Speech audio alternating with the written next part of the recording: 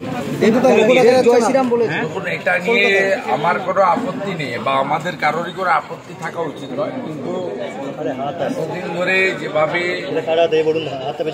ভগবান পুরুষোত্তম রামচন্দ্র মহারাজকে এরা অ্যাটাক করেছে, অযোধ্যার রাম মন্দিরের দিন সম্প্রীতি মিছিলের নামে পাল্টা মিছিল ডেকেছে।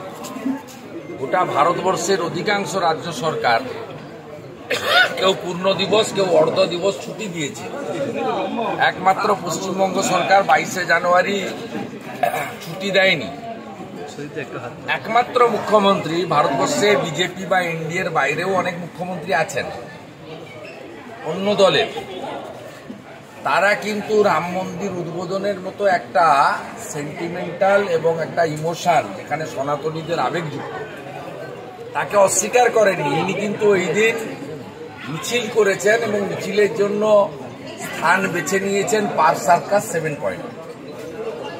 স্বাভাবিকভাবে এই কাজটা যদি অনেক আগে থেকে করতেন তাহলে পশ্চিমবঙ্গে আজকে এই অবস্থা হতো না। আমি যেভাবে গত বছর দুর্গাপূজার বিসর্জনের দিন হড়পা মালে আমাদের জলপাইগুড়ি বিসর্জন যাত্রীরা ভেসে যাওয়ার পরেও মুখ্যমন্ত্রী যাননি, তিনি জলপাইগুড়িতে টর্নেডোর দিন মাঝরাত্রে পৌঁছেছেন চার্টার ফ্লাইট নিয়ে। আমি বালবাজারের সভা থেকে বলেছি এটা ভোটের জন্য করেছেন, যদি রাজধর্ম পালন করতেন তাহলে দুই জায়গাতেই সমান দৃষ্টি দিয়ে দেখতেন। ঠিক একইভাবে 22শে জানুয়ারি যেটা হিন্দু আতঙ্কে আপনারা করেছেন, আর আজকে সেই জয় শ্রীরামকে আপনাদেরকে ঠোঁটস্থ করতে হচ্ছে, আপনার মুখ্যমন্ত্রীকে ছুটি দিতে হচ্ছে, এটা কেবলমাত্র পশ্চিমবাংলায় সনাতনীদের যে জাগরণ ঘটেছে, যেটা এতদিন ছিল না। এখানে রামচন্দ্রকে ভগবানকে গোবলয়ের ভগবান করে রাখা হয়েছে, তো পশ্চিমবাংলার সনাতনীরা গত 2-3 বছর ধরে, বিশেষ করে তার আগে যে ছিল না তা নয়, তারা এইটাকে ভেঙে দিচ্ছেন। ছট পুজোতেও আমরা যাচ্ছি সূর্য প্রণাম করতে, আমাদের মায়েরা দিদিরা ব্রত রাখেন। ছট মানে বিহারের পুজো নয়, সনাতনের পুজো। দুর্গা পুজো মানে বাংলার পুজো শুধু নয়, উত্তরপ্রদেশ, লখনৌ গোটা পৃথিবীর হিন্দুদের পুজো। ঠিক ভগবান রাম গোটা পৃথিবীতে থাকা সব সনাতনের সূর্যের প্রতীক, আবেগের প্রতীক, এবং আমাদের যে ঐতিহ্য 6000 বছরের যে ঐতিহ্য তার তিনি প্রতীক। প্রজা বাৎসল্য, আদর্শ রাজা। ভোট বড় বালাই বলে এসব করে কিচ্ছু হবে না। যারা সরস্বতী মন্ত্র ভুল পাঠ করেন, যারা ভাত মাছ খেয়ে পায়ে চটি দিয়ে চণ্ডীপাঠ ভুল বলেন, যারা পিতৃপক্ষে গিয়ে দুর্গা ঠাকুরের পুজো উদ্বোধন করেন, যারা দুর্গা পুজোকে কালচারাল প্রোগ্রামে পরিণত করতে চান, তাদেরকে সনাতনীরা উচিত শিক্ষা দেবে। আপনারা নিশ্চিন্ত থাকতে পারুন, আপনার বাড়ির লোকও উচিত শিক্ষা দেওয়ার জন্য প্রস্তুত হয়ে আছে। কোনো মন্ত্র কাজ করবে না, এক। দ্বিতীয়ত, গত বছর ডালখোলা, শিবপুর এবং রিসড়ার ঘটনার পরে কোর্টের হস্তক্ষেপ এবং এনআইএ, আপনারা জানেন যে এবারে মোরললেস শান্তিপূর্ণ হলেও শক্তিপুরে রামনবমীর মিছিল আক্রান্ত হয়েছে। ওখানে বেছে বেছে সনাতনীদের দোকান লুট হয়েছে একটু আগে পর্যন্ত, এবং আমি এক্স হ্যান্ডেলে দিয়েছি, দেখবেন পুলিশ রামনবমীর মিছিলে গ্যাসের সেল ফাটাচ্ছে মিছিল ছত্রভঙ্গ করার জন্য। যে কাজটা গতবারে শামীম আহমেদ, শাকির আলী, জাভেদ হাসান আনসারিরা করেছিল, এই কাজটা এবারে মমতার পুলিশ মুর্শিদাবাদের শক্তিপুরে করেছে। আমি এর নিন্দা জানাই। আজকে অসমে কি বলেছেন যে ওনার কথা কোনো লাভ হবে না, অসমে জামানত থাকবে না। তৃণমূলের ইস্তাহার কি? এটা তো লোকসভার ভোট, বেল পাকলে কাকের কি? টোটাল আসন 543, প্রধানমন্ত্রী হওয়ার জন্য দরকার 272, লড়ছে 45, গরুর গাড়ির হেডলাইট। তাই যার 45টা প্রার্থী সে জাতীয় স্তরে ইস্তাহার প্রকাশ করছে, এটাকে কি বলবেন? ড্রামাবাজি ছাড়া আর কিচ্ছু না। জাতীয় দল থেকে আঞ্চলিক দল হয়েছে, লোকসভা ভোটের পরে এটা ওই কালীঘাটের দলে পরিণত হবে, পটুয়াপাড়ার দল। ইন্ডিয়া জোটের নেতৃত্ব ইন্ডিয়া জোট বলে কিছু নেই, ওটার নাম ইন্ডি জোট। ওর পিন্ডি চটকে গেছে ছত্তিশগড়, মধ্যপ্রদেশ, রাজস্থানের ভোটে, ওর কোনো অস্তিত্ব নেই। দাদা প্রচুর জায়গায় অস্ত্র প্রদর্শন হয়েছে, দাদা প্রচুর জায়গায় অস্ত্র প্রদর্শন হয়েছে, দাদা আজকে নিষেধাজ্ঞা ছিল। দাদা আজকে এখানে দীপাঞ্জনের এখানে এলেন, দাদা পুজো দিলেন।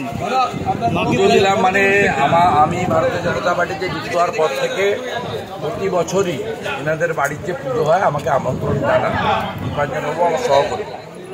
তা আমি আসতে পারিনি, আজকে আমি অনেকগুলো প্রোগ্রাম শেষ করে আমি এসেছি। আমন্ত্রণ আন্তরিক ছিল এবং এটা সম্পূর্ণ ব্যক্তিগত আমন্ত্রণ ছিল, সেটা আমি রক্ষা করেছি। মায়ের হাতে পদ্মফুল দিয়েছি, প্রণাম করেছি, টিকা পরেছি, মাকে পুজো করেছি এবং মায়ের যে প্রসাদ খানিকটা মুখে দিয়েছি, এটা আমার পরম প্রাপ্তি। আমি সুযোগ পেলেই চুঁচুড়া চন্দননগরে আসি। ওনার গত বছরের যে প্রোগ্রাম ছিল ভারত মাতা, তাতেও আমি এসেছি, জানেন আপনারা। আমি সুযোগ পেলেই আসি, এরা আমার সহকর্মী। আর বিজেপি মানে আমি নয়, আমরা সব মোদী পরিবারের সদস্য। মায়ের কাছে মোদী পরিবারের সদস্য যারা আছি আমরা আনন্দেও থাকি, নিরানন্দেও থাকি, সবাই একসঙ্গে কাজ করি। মায়ের কাছে কি চাইলেন? মায়ের কাছে কি চাইলেন? শাহজাহানের মতো আর যে কটা অসুর আছে, মা ধ্বংস করো। র্যাগিং করে একটা গরিব বাড়ির ছাত্রকে মেরে ফেলার পরে যুব মোর্চার প্রতিবাদে আমি গেছিলাম। আমাকে কিভাবে গাড়ির সামনে এসে মাওবাদী পরিচয় দিয়ে আক্রমণ করার চেষ্টা হয়েছিল আপনারা দেখেছেন, দেখিয়েছেন। স্বাভাবিকভাবে এই রাষ্ট্রবিরোধী, সংবিধান বিরোধী, ভারত বিরোধী টুকরে টুকরে গ্যাংকে মমতা ব্যানার্জির আশ্রয়ে প্রশ্রয়ে ওখানে পালিত করা হচ্ছে। আর এই কাজে মমতা ব্যানার্জির দোসর হচ্ছে সিপিএম, যাদের ঠাকুরদা, জ্যাঠা, দাদু সবাই চিনে থাকে। সেকুয়ার মাকুর জোট, মমতার সিপিএম এর জোট।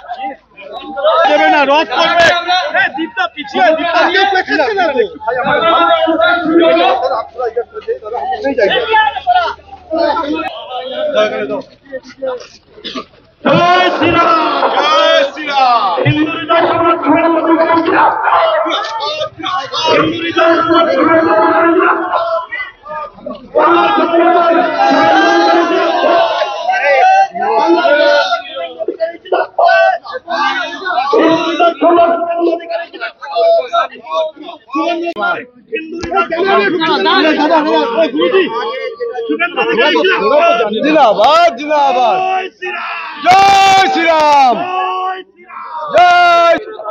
दादा একটু চেপে যান, হালকা হালকা।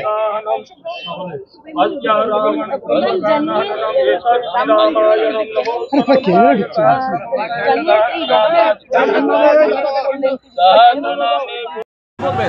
দেব দেব ঘাটালে গিয়ে জয় শ্রীরাম বলেছেন। এরা বাধ্য হয়ে এসব করছে, এরা বাধ্য হয়ে করছে। এই প্রথম আজকের দিনে ছুটি দিয়েছে রাজ্য সরকার। এগুলো সব ভক্তিতে নয়, ভয়ে। ভালো লাগছে, জাগরণ হয়েছে। আপনি দেখুন, পশ্চিমবঙ্গ ভারতবর্ষের ৮-১০টা রাজ্যের মতো নয়। পশ্চিমবঙ্গ একটা রাজ্য যেখানে আইনের শাসন চলে না, শাসকের আইন। তৃণমূলের যিনি সুপ্রিমো শাসক, তিনি উস্কানি দিচ্ছেন মানুষকে, যাতে রাম মন্দিরের যে আমাদের যে প্রসেশন বেরোবে, সেখানে গতবার আপনারা দেখেছেন এনআইএ তদন্ত হচ্ছে। এবারে আপনি দেখেছেন কোর্ট থেকে পারমিশন লাগছে। পরশুদিনে যাদবপুরে কালকে এই ঘটনা দেখেছেন। পরশুদিন শিব মন্দির ভাঙা হয়েছে বসিরহাটের মিনাখায়, সেখানে ইনজিওর্ড হয়েছে, হাসপাতালে ভর্তি। মৃত্যুর সঙ্গে পাঙ্গাল হচ্ছে একটা ছোট ছেলে। কেন? কি দোষ তাদের? তারা রাম নামের জয় শ্রীরাম বলছে, তারা মন্দিরে যাচ্ছে, তারা সনাতনী। এই দোষে কারুকে যদি কোনো সরকার, পুলিশ, প্রশাসন আঘাত করে, সেই রাজ্যের মানুষের ভবিষ্যৎ কি কল্পনা করতে পারে? তাই মানুষ ঠিক করে নিয়েছে আজকে রামের শাসন চলবে, সুশাসন চলবে, পেটে ভাত, মাথায় ছাদ এবং রাজনীতি মুক্ত প্রশাসন, দুর্নীতি মুক্ত পুলিশ। এই চায় মানুষ, আর কিচ্ছু চায় না। নিজের ভোটটা নিজে দিতে চায়। জয় শ্রীরাম।